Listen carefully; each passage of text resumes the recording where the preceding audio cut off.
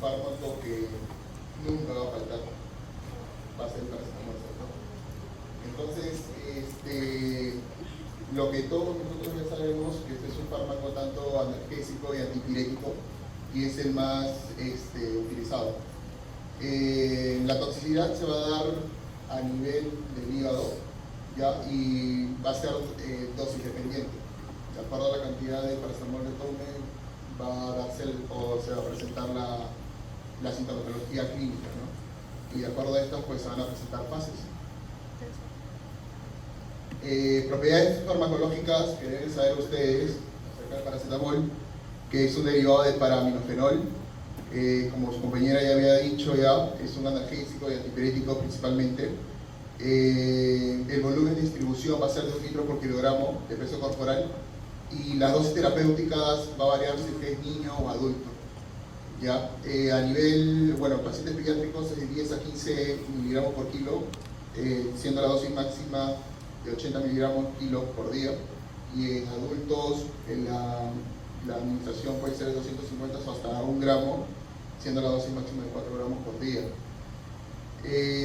Comenzando primero, que tenemos que saber que el paracetamol tiene un efecto antiinflamatorio periférico y antiagregante plaquetario, de hecho, pero muy débil, ¿ya?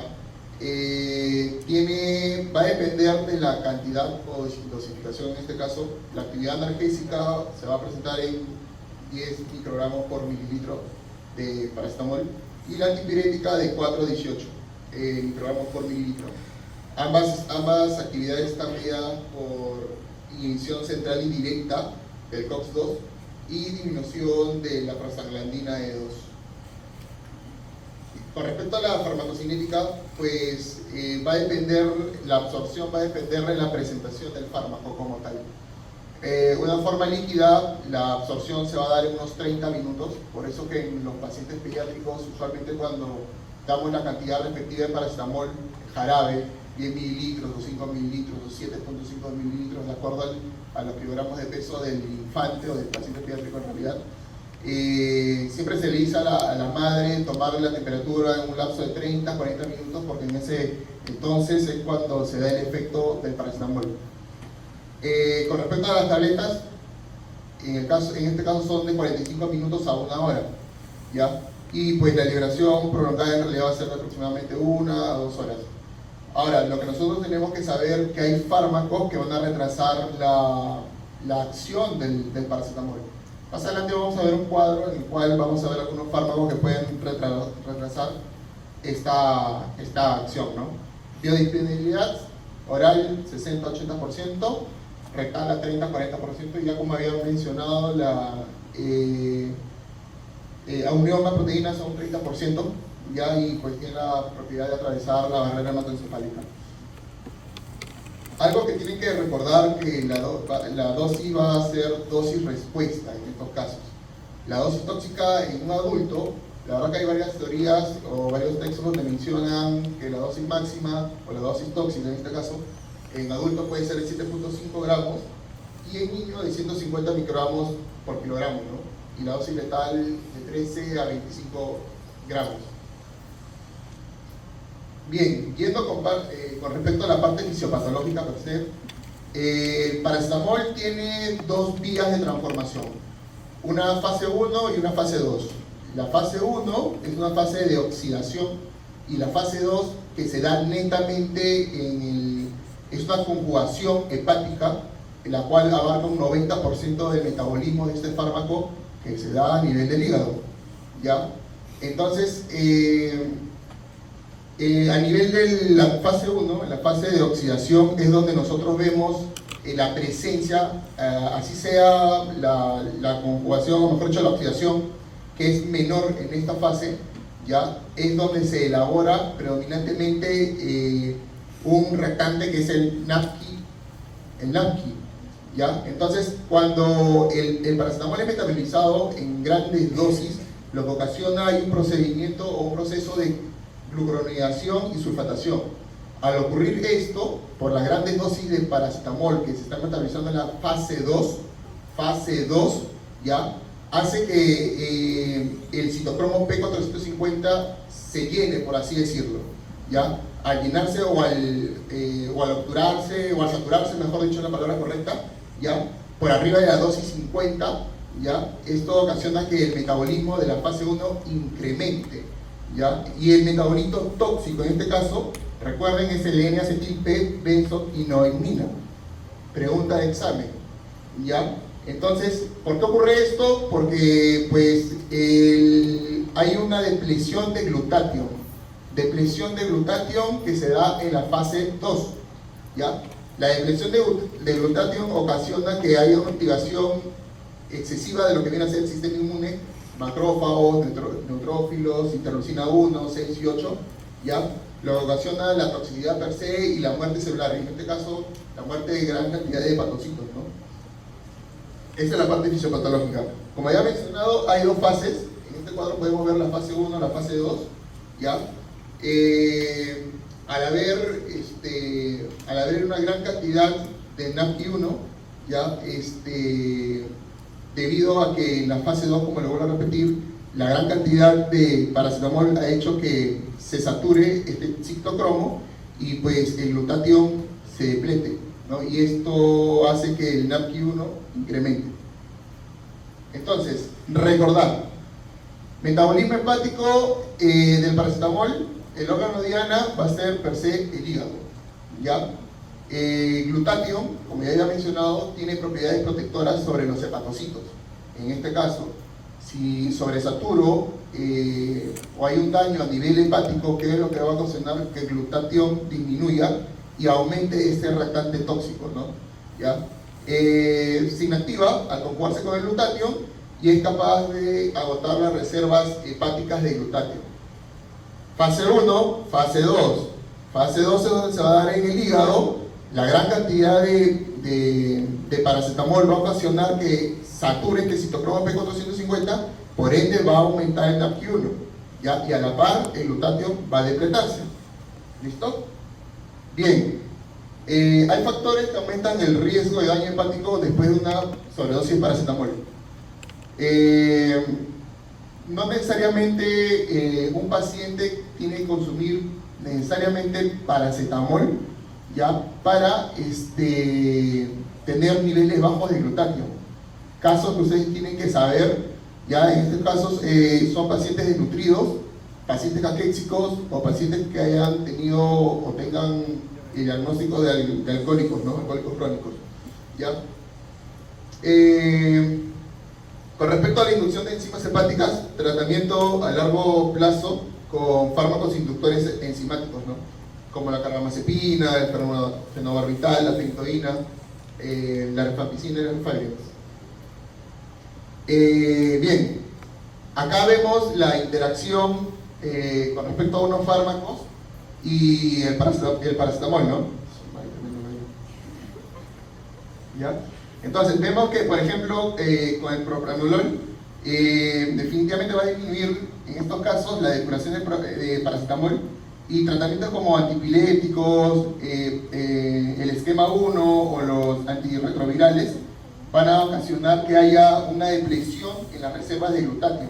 Entonces, pacientes con tuberculosis y fiebre, si ustedes le dan paracetamol y le dan más de la dosis habitual, pueden hacer un cuadro de intoxicación por paracetamol. ¿Por qué? Porque están depletados a nivel del glutatión debido a la interacción que van a tener estos tipos de fármacos con el paracetamol. Entonces tienen que tener cuidado. Pacientes con tuberculosis de larga data y con fiebre tienen que buscar otros medios, ya, para bajar la fiebre. Si ustedes le dan el paracetamol a este tipo de pacientes, ya, uno, que no va a hacer mucho efecto el paracetamol. ¿Y por qué? Tienen acá la explicación fisiopatológica, ¿no? Porque hay una reserva baja de glutatión, ¿ya? Igual con los anticonceptivos orales, ya, disminuye la potencia analgésica propiamente del paracetamol, ¿ya? Entonces, con respecto al cuadro clínico o los estadios clínicos, hay 4 fases, y estas fases van a depender, o mejor dicho, se van a presentar unas características clínicas que ustedes van a poder verlo, van a poder ver a los pacientes en el hospital. Fases que son tiempo dependientes. La primera fase se da entre las primeras 24 horas, Síntomas inespecíficos definitivamente, ya náuseas, vómitos, anorexia, letargo, diaforesis. La fase 2, que va a estar dentro del primer día, el tercer día, ya acá vemos a un paciente ya donde, de acuerdo a la analítica, vemos que las transaminasas ya empiezan a estar elevándose, ¿ya? Hay una elevación también de bilirrubinas, el tiempo de perfil de coagulación empieza a alterarse, el tiempo de protrombina empieza a ser prolongado, y pues se evidencia la hepatomegalia muchas de esas veces. En la fase 3, que va a ser entre las 72 a 96 horas, acá el paciente ya vemos que está empezando a presentar falla renal, recuerden, falla renal, ictericia, coagulopatías, y ya empieza a presentarse alteraciones a niveles sensóricos, cuadros de encefalopatía, confusión y somnolencia. La fase 4, que viene a ser la fase de recuperación, o prácticamente también de disfunción multiorgánica, ¿ya? Puede presentarse entre las 96 horas a 14 días, ¿ya? Y el tiempo de recuperación, pues muchas veces se ha reportado que es hasta los 3 meses. ¿Quién me explica este cuadro? ¿Alguien lo ha visto anteriormente?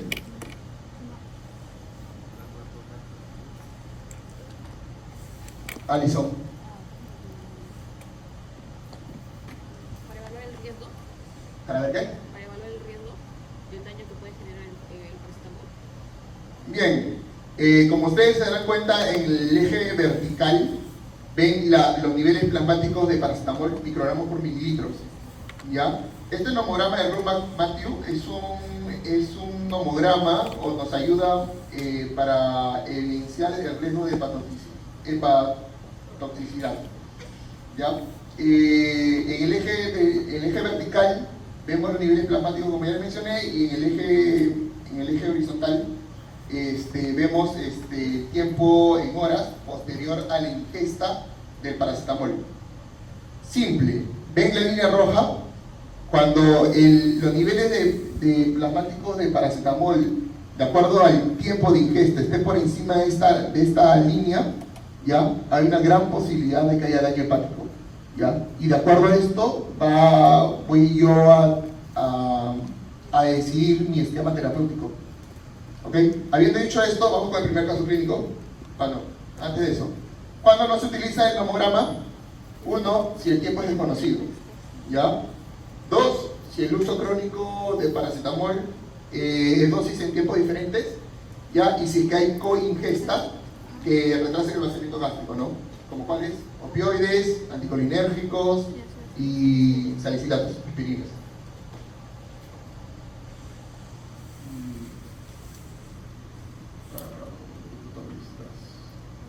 Alexis, lee el caso. Un paciente de 25 años ingresa a urgencias después de haber tomado una sobredosis de paracetamol hace 6 horas. La concentración plasmática de paracetamol en el momento del ingreso es de 100 microgramos por mililitros. Ya, el primer escenario clínico menciona a un joven de 25 años, ya ingresó con una ingesta en 6 horas. Tiempo 6 horas, 4 horas, 5, 6 horas. Y te menciona que la concentración plasmática es de 150 microgramos por mililitro. 150.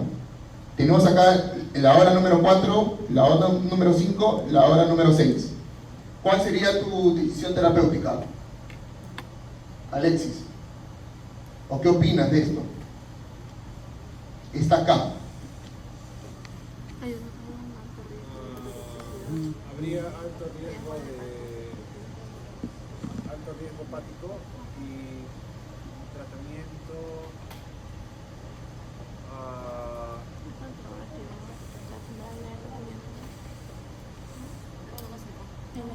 Se ubican en el cuadro, muchachos, que de acuerdo a la cantidad a la concentración plasmática de paracetamol y por el tiempo, saben que hay un gran riesgo de daño hepático, ¿cierto? Ahí se ubican, ¿cierto? Sí. Ya, bien. El manejo lo vamos a ver en un rato con un esquema que encontré en una guía clínica, pero quiero que se ubique primero en esto. El segundo caso, por ejemplo, menciona a una mujer de 40 años, ya en urgencias aproximadamente 1 hora después de haber ingerido una gran cantidad desconocida de paracetamol. Tiempo, 1 hora después. No hay síntomas específicos en el momento de la evaluación, La concentración plasmática es de 50 microgramos. ¿Qué opinan? Bajo riesgo. Bajo riesgo. Bajo riesgo. ¿Qué hace con esta paciente? La interna, Vigilar. ¿Vigilancia? Vigilar. A 50, ¿no? A 50 está bien, ¿no? Ay, no. Ah, tú. ¿Qué opinas? En este caso, no se le haría nada a la paciente, porque no sobrepasa la línea sólida de mamograma. Claro, si se dan cuenta, pues es 1 hora de haber tomado el paracetamol, ¿ya? Y la dosis es de 50. Entonces simplemente o la observas a la paciente o le das de alta con observación de signos de alarma, ¿ya? Este es el tercer caso. Adolescente de 16 años, ingresa a urgencias después de una sobredosis intencional de paracetamol. No se conoce el tiempo exacto de la ingestión. Se realiza una prueba de paracetamol en sangre y se obtiene una concentración de 250 microgramos. ¿Qué opinan? No se sabe el tiempo. En este caso, ¿qué harían? Pero eso ¿Le damos de alta? no. ¿Lo observamos? Lo observamos. No, pero no se podría darle nada. Ah, Considerarla como alto riesgo.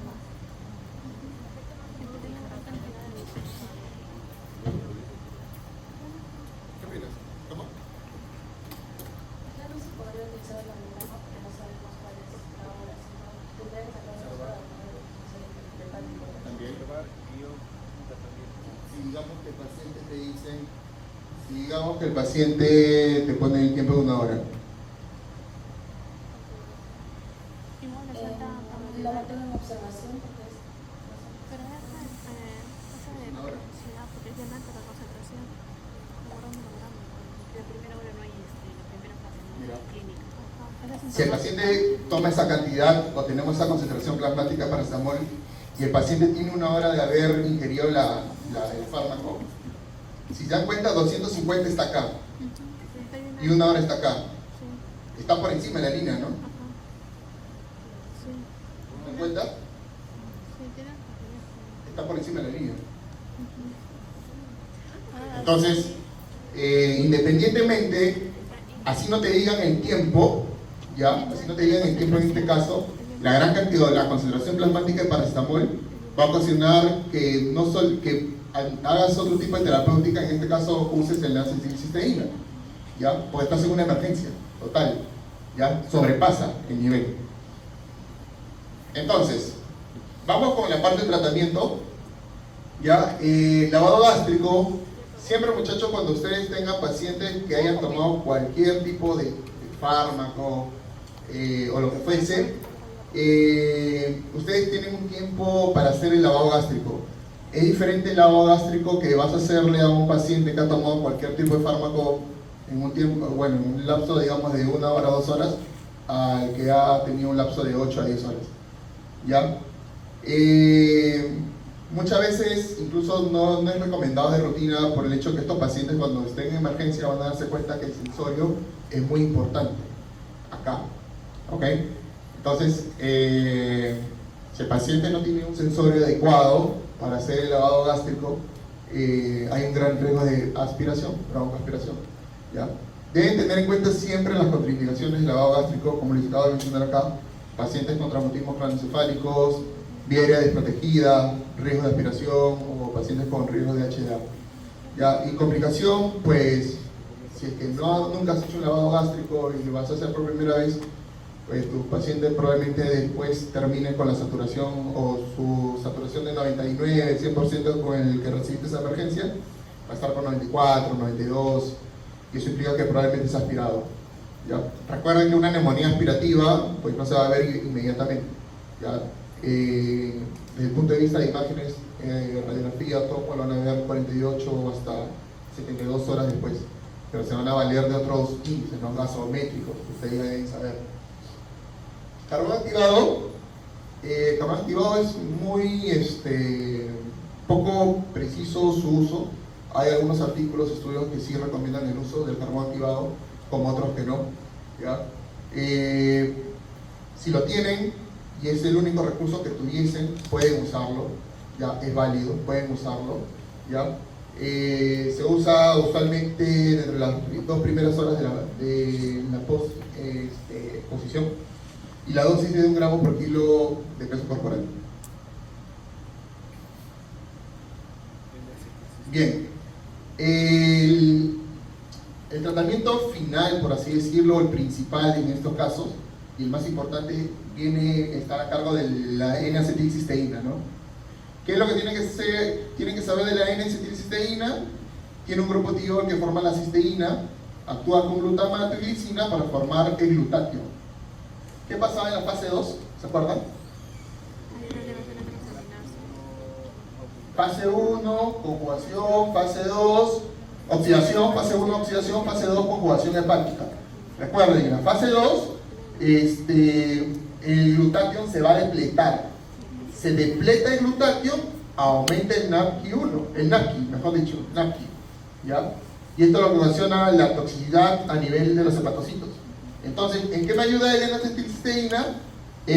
Actúa primero como un precursor de glutatión, ¿ya? Si tengo glutatión depletado, la N-acetilcisteína pues me va a ayudar a formar glutatión, ¿ok? Indispensable para la composición y eliminación del NAPQI, ¿ya? Y actúa como sustrato para sulfatación, incrementando la capacidad de esta reacción, y con eso se disminuye la fracción de paracetamol que es oxidada vía los citocromos, ¿ok? Entonces, yendo al final, este cuadro o este esquema terapéutico lo he encontrado en la guía del Hospital Cayetano. Ellos sacaron la guía de intoxicación por paracetamol el año pasado, si no me equivoco, octubre, noviembre, ya del 2022. Te dan 3 tipos de esquemas, ¿ya? Un esquema tradicional, que es el endovenoso, el protocolo SNAP, que ya se ha puesto ese nombre, y un tratamiento oral. En el peor de los casos que el paciente no funcione con estos 3 esquemas, la vía final es de hemodiálisis, ¿okay? El esquema tradicional tiene una duración de 21 horas, va a depender si es niño o adulto. En el adulto la carga va a ser 150 microgramos por kilo, ya, de acetilcisteína. Ya esto va a estar diluidos en 200 centímetros cúbicos de dextrosa del 5%. Lo vamos a pasar en 1 hora. Luego de esto, se disminuye la carga a la tercera parte, 50 miligramos por kilo, y lo diluyes en 500 cc de dextrosa al 5%. Y la infusión de esta va a ser 4 horas. ¿Okay? Posterior a ello, la dosis va a ser de 100 miligramos por kilo, ya en 1 litro de dextrosa al 5% por un lapso de 16 horas. ¿Ya? De los niños, pues vemos que la carga es casi parecida, ¿ya? A excepción de la segunda, que es 250 centímetros cúbicos, y la tercera, que es 500 cc de dextrosa al 5%, ¿ya? Entonces no se olviden, tienen pacientes ya identificados, intoxicados con paracetamol, usan el nomograma, están ya seguros de que hay un daño probablemente hepático, usan la acetilcisteína, ¿ya? Protocolo SNAP, que menciona acá en el hospital, 200 miligramos por kilo y 500 cc de dextrosa al 5% en un lapso de 4 horas, y posterior a ello 100 miligramos por kilo, ya 100 cc, en 1000 cc mejor dicho, de dextrosa al 5% en un lapso de 16 horas. La dosis oral es una duración de 72 horas, ¿ya? En adultos y en niños. La carga va a ser en adultos, de 140 miligramos por kilo, ¿ya? Luego van a darse 70 miligramos por kilo de peso cada 4 horas hasta llegar a la dosis número 17. Muchas veces mencionan que es variable esta dosis porque pues lo que vemos es que signos de recuperación, en este caso los niveles de transaminasas están disminuyendo, el perfil de coagulación está revirtiéndose, y ahí el fallo renal pues también está mejorando con la correcta hidratación. ¿Tienen alguna pregunta? Doctor, ¿puede volver a explicar la fase 1 y 2? La fisiopató.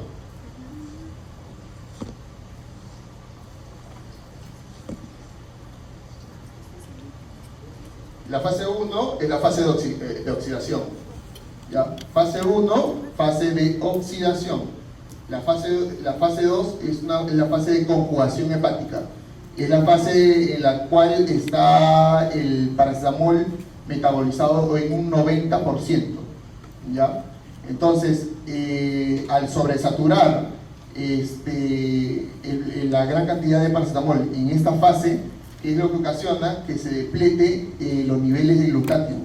¿Ya? Al depletarse los niveles de glutatión, a nivel de la fase 1, va a ocasionar que el NAPQ1 empiece a incrementarse. Y esto resulta ser un metabolito tóxico. ¿Ok?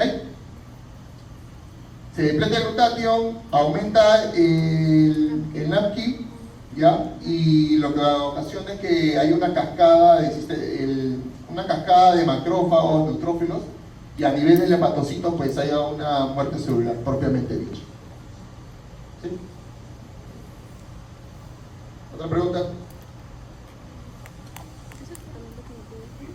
¿Entendieron esa parte? ¿El hemograma? ¿Sí?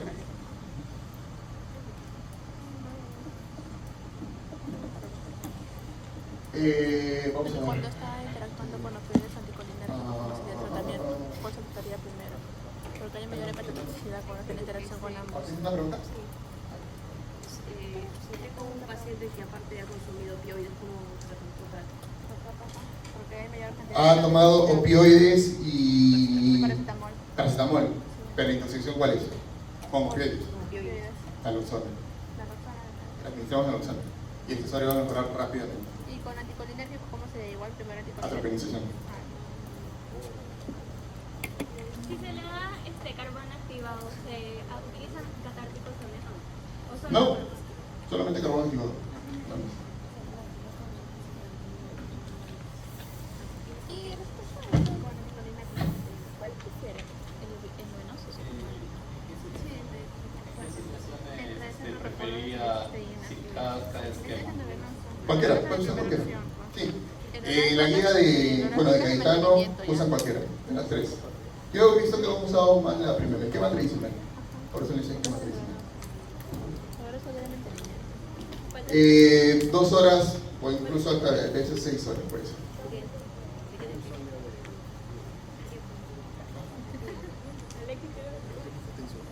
no se escucha por otra. Ya. Bien, vamos a preguntarle un caso clínico, ¿ya? O mejor dicho, a ver. Ya, ¿tú qué te gusta hablar? Viene un paciente con trastorno sensorio, con encefalopatía. ¿Ya? Llega a tu emergencia, tú estás en shock trauma. ¿Cómo lo abordas?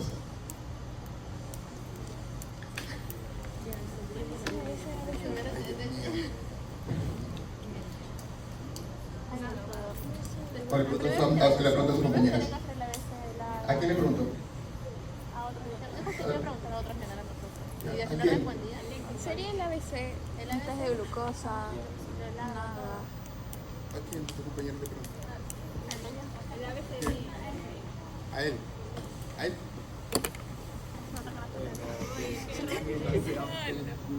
¿Qué ha señalado? ¿La conoces? Ella sí, ¿verdad? Toma tu mano. Viene un paciente con trastorno sensorio a emergencia. ¿Qué es lo primero que haces? ¿Qué es lo que piensas hacer con este paciente? Viene con cuadro de encefalopatía. ¿Qué hospital eres? Policía. ¿Dónde está el centro de emergencias? Ah, ya. No está bueno, hay que mandarla. Sí, con encefalopatía. ABC. Primero es el ABC. El ABC luego se Test de coloca glucosa. una vía. Test de glucosa. Se tiene que establecer una vía para hacer el test.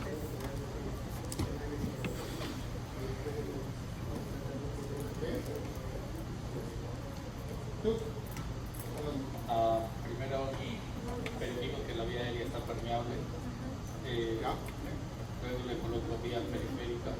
Bien. Sí, por eso. Hasta ahora estoy cubriendo Helada, o sea, monitoreo vital. Y las test de glucosa, pero puede ser una encefalopatía metabólica. ¿En qué hospital estás haciendo tu curso de emergencias? En el, ¿cómo se llama? Almenara. Obrero.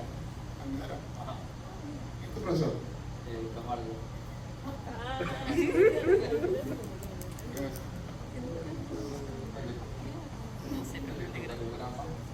Suave, pues, doctor. Glucosa. Pero le puede hacer una acidosis a la persona que tiene intoxicación. Tiene que dar una acidosis básica. Sí, pero solo vía aérea. No, tiene que sacarte de una de Te viene un paciente con encefalopatía aguda. ¿Qué es lo que haces? Te digo esto porque es lo más frecuente que vemos en emergencia, ¿no? ¿Cierto?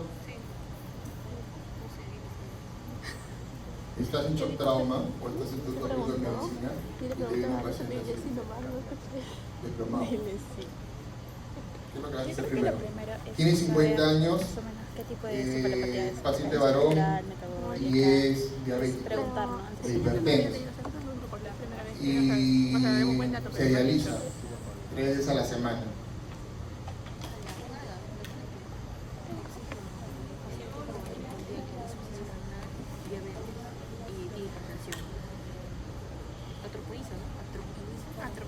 Pero no primero tienes que explicarlo